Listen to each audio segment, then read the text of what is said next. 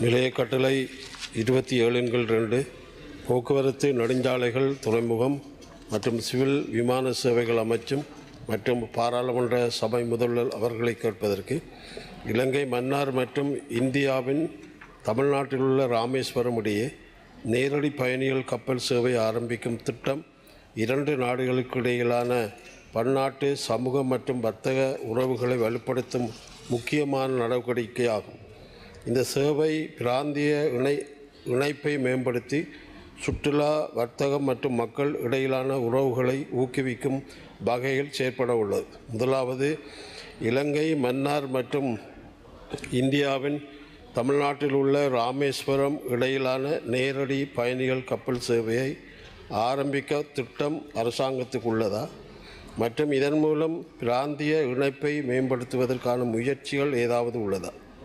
இரண்டாவது, இந்த கப்பல் சேவை பொருளாதார, சமூக மற்றும் பாதுகாப்பு தாக்கங்கள் குறித்து எந்தவொரு சாத்தியக்கூறுகள் அல்லது மதிப்பாய்வு மேற்கொள்ளப்பட்டுள்ளனவா?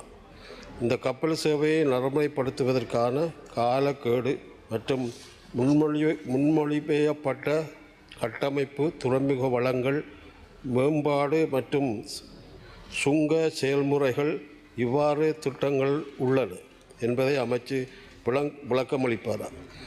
பயணிகள் பாதுகாப்பு, குடியுரிமை மற்றும் இந்திய அதிகாரிகளுடனான இரு நாடுகளுக்கும் இணைந்து செயல்படுவதில் ஏற்படக்கூடிய சவால்களை அரசு எவ்வாறு கையாள திட்டமிட்டிருக்கிறது?